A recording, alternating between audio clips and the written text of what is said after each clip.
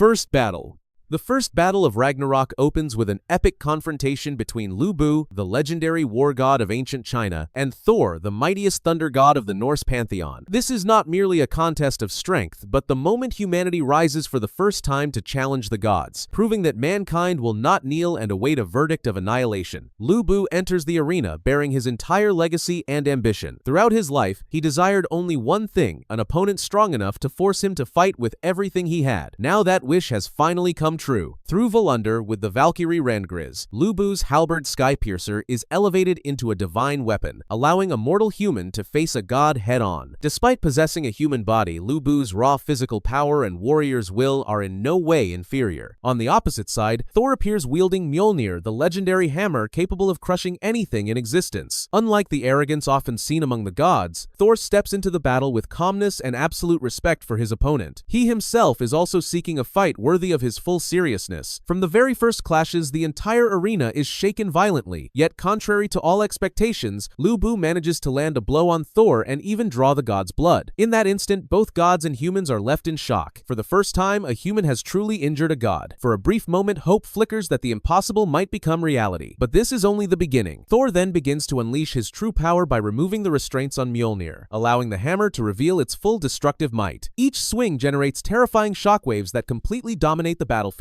Even as his body suffers severe injuries, Lu Bu refuses to retreat before the wrath of a god, choosing instead to stake everything on a single decisive strike. He launches himself high into the air and unleashes his ultimate technique, Sky Eater, intending to finish Thor in one blow. However, with the full power of Mjolnir, Thor blocks the attack and counters with a devastating strike that shatters Lu Bu's divine weapon and brings him down. Even with his weapon broken and his body no longer intact, Lu Bu remains standing until his final moment. He falls in the posture of a warrior embodying the unyielding spirit of humanity. Thor claims victory, yet he shows no contempt for his opponent. On the contrary, the Thunder God offers deep respect to the first human who forced him to fight with his full power. Second battle. The second battle of Ragnarok pushes emotions to their absolute limit with the confrontation between Adam, the first man and the father of all humanity, and Zeus, the supreme king of the Greek gods. Adam was created in the image of the divine, yet he enters the arena not as a god but as a father. Adam's purpose is simple and pure: to protect his children, even if it means standing against the strongest god of all. Adam's true weapon does not lie in physical strength, but in a special ability known as Eyes of the Lord. These eyes allow him to perfectly copy every technique, movement, and attack performed before him. This makes Adam the perfect counter to any opponent, including Zeus himself. On the opposite side, Zeus enters the battle with absolute confidence. As the king of the gods, Zeus possesses overwhelming power, speed, and combat experience accumulated over countless ages. With his ability to alter his body and terrifying combat forms such as Adamas, Zeus is nearly the embodiment of invincibility. However, the moment the battle begins, the unimaginable happens. Adam keeps up with every movement of Zeus, copying and countering with flawless precision. Each strike thrown by Zeus is returned with equal force. As the pace escalates, Zeus gradually unleashes his full power along with techniques that surpass conventional limits, including his ultimate move, the fist that surpassed time, a punch that transcends the very concept of time. Yet even when facing these devastating attacks, Adam continues to evade with ease and relentlessly counterattack, empowered by his absolute love for humanity. Nevertheless, the cost of Eyes of the Lord is immense, causing Adam's body to steadily deteriorate as he is forced to repeatedly exceed the limits of a human. In the final exchange, Zeus reaches his ultimate form, God of Gods, releasing the entirety of his divine might. Even then, Adam, standing on the brink of collapse, refuses to stop. He continues to fight not with physical strength, but with the unbreakable will of a father who would never allow himself to fall before his children. In the end, Adam is not defeated by Zeus. What finally brings him down is the physical toll that a mortal body can no longer endure. Adam collapses from exhaustion, yet remains standing until the very last moment, wearing a peaceful expression as if he has fully fulfilled his duty. Zeus is declared the victor, but even the king of the gods cannot deny the truth. Adam is a true warrior. Third battle. The third battle of Ragnarok is an unexpected confrontation between Sasaki Kojiro, once known as the greatest loser in human history, and Poseidon, the god who embodies the absolute authority of the sea. This is not a battle of raw power, but a clash between endlessly evolving intellect and arrogance that refuses to accept error. From the very first exchanges, Poseidon overwhelms his opponent with godlike speed and precision, yet Kojiro remains calm and focused. He observes every movement, constructs every possible line of attack in his mind, and evades just before each strike is unleashed. unleashed. Despite being inferior in strength and speed, Kojiro consistently stays one step ahead thanks to his superior ability to read the flow of battle. As the fight drags on, Poseidon's attacks grow faster and more relentless, but Kojiro adapts with every swing of the blade. Each moment of survival allows him to further refine his swordsmanship, turning the battle into a war of intellect in which a human gradually surpasses a god through constant evolution. In contrast, Poseidon continues to underestimate his opponent until it is too late. Once Kojiro completely sees through the god's attacks, he delivers a decisive strike, shattering the trident and bringing down Poseidon in an instant that even a god fails to comprehend. With this victory, Sasaki Kojiro secures the first point for humanity and erases the title of the greatest loser from his name. The third round of Ragnarok proves that even a human without overwhelming power can defeat a god, so long as they never stop learning, adapting, and moving forward step by step.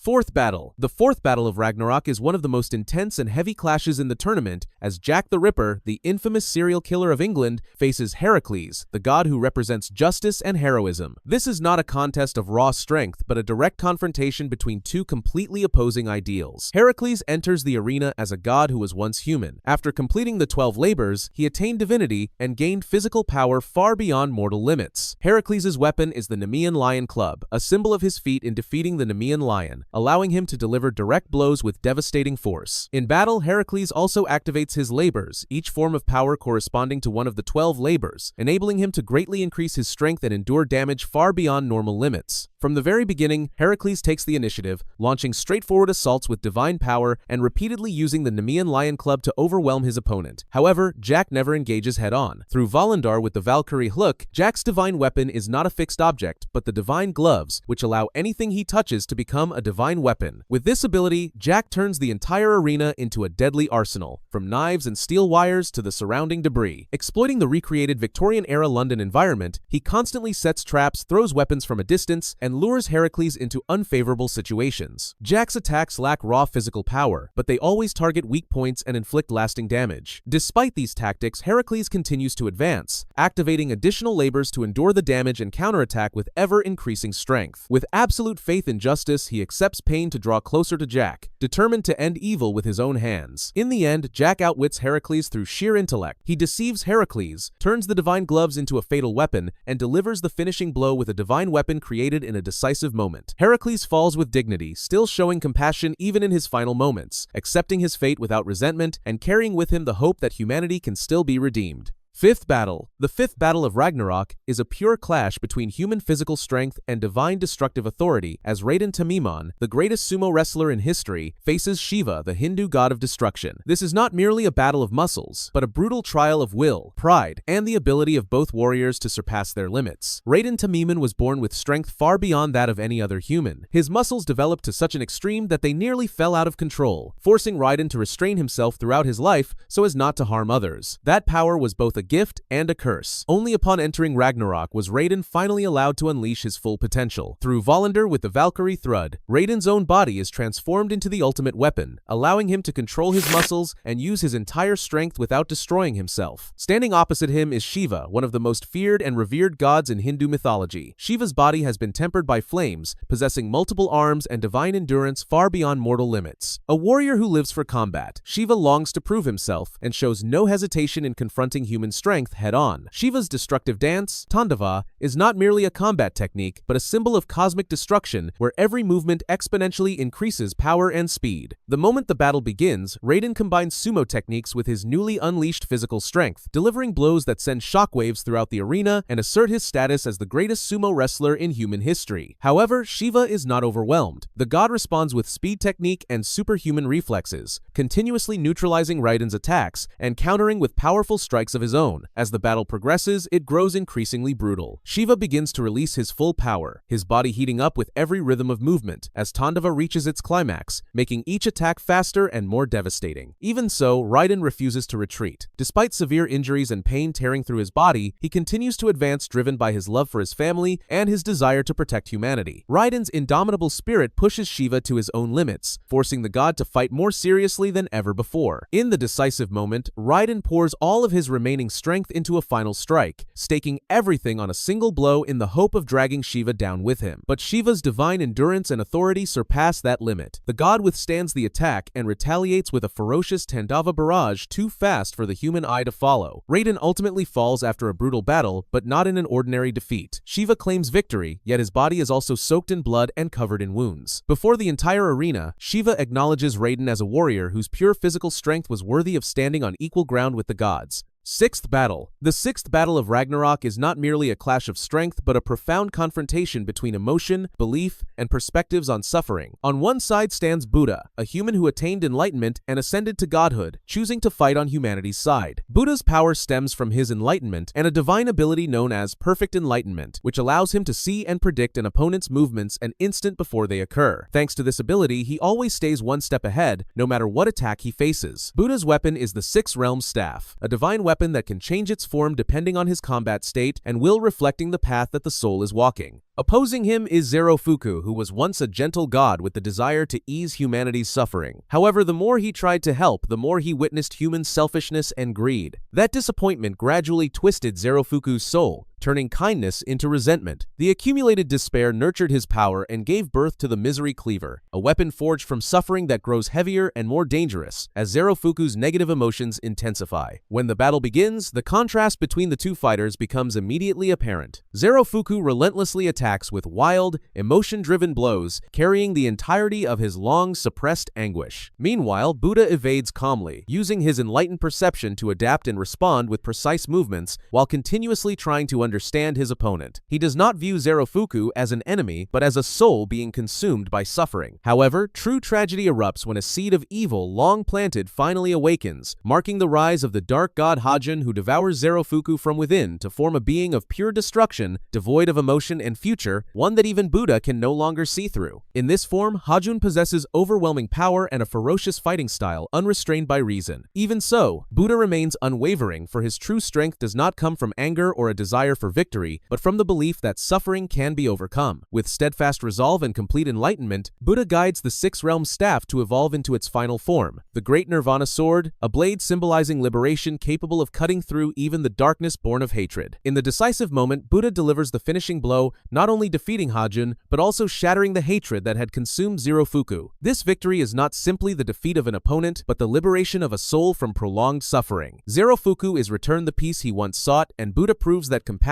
and understanding can overcome even the deepest darkness. Seventh battle. The seventh battle of Ragnarok is a regal confrontation between two supreme rulers from opposing worlds. Representing humanity is Qin Shi Huang, the first emperor to unify China through iron will and absolute strategic thinking. Standing against him is Hades, the king of Helheim, who rules the realm of the dead with unquestioned authority and enters the battle driven by a desire to avenge his younger brother Poseidon. Qin Shi Huang is not a warrior who relies on raw strength, but the embodiment of discipline, leadership, and complete control over his body. Through his union with the 13th Valkyrie, he is able to fully unleash his martial potential and his ability to perceive the flow of qi without being constrained by the limits of a human body. This allows him to wield the pinnacle of his martial arts, known as Qi Yu, a comprehensive combat system inspired by ancient weapons. This style enables him to deliver perfectly precise counterattacks, fire invisible waves of qi, and strike with power capable of piercing even Hades' body. On the opposite side, Hades enters the arena with the presence of a king who needs no display. He wields the bident, a weapon symbolic of the authority of the underworld, with each strike carrying tremendous weight and deadly pressure. Unlike Poseidon, Hades fights at a measured pace yet applies constant pressure, steadily forcing his opponent into a position with no retreat. At the climax of the battle, Hades finally unleashes his most terrifying power by choosing to gamble with his own life. He slashes open his chest and infuses his divine blood into the bident, strengthening the weapon with his own life force in exchange for supreme destructive power. The pressure of this attack is so overwhelming that it severs Qin Shi Huang's arm, pushing the battle to the very brink of life and death. Despite suffering severe injuries, Qin Shi Huang maintains his kingly composure. When Hades launches a final strike, pouring in all of his remaining power, Qin precisely seizes that moment to break through the assault, converting total defense into offense with a single thrust. The fatal blow pierces through Hades' guard, causing the king of the underworld to fall amid the shock of all the gods. Qin Shi Huang's victory is not merely a triumph of strength, but proof of the unyielding will of a king prepared to shoulder the fate of all humanity upon himself. 8th Battle. The 8th Battle of Ragnarok is an unprecedented confrontation between human science and divine dark authority, as Nikola Tesla steps forward to face Beelzebub, the Lord of the Flies, and the ruler of vibrations. The contrast is immediately apparent from the opening moment Tesla appears clad in the super automaton, which allows him to convert the Valkyrie's life force into maximum electrical energy, while Beelzebub stands completely motionless, holding his staff that radiates a chilling pressure and overwhelming power. As the battle begins, Tesla quickly seizes the initiative with attacks such as Plasma Pulse Punch and Plasma Pulse Jet Punch, striking his opponent with absolute precision and generating electromagnetic explosions that shake the entire arena. However, Beelzebub does not evade. Instead, he silently erects a vibration shield that nullifies all electrical pulses, remaining unmoved as if entirely unaffected by Tesla's power. Beelzebub then launches his counterattack by releasing invisible vibrations capable of disintegrating all matter, forcing Tesla to evade constantly, as even a single mistake would be enough to tear his body apart. The fight rapidly becomes a contest between the calculation speed of science and the pure destruction born from divine vibrations. Realizing that direct attacks are insufficient,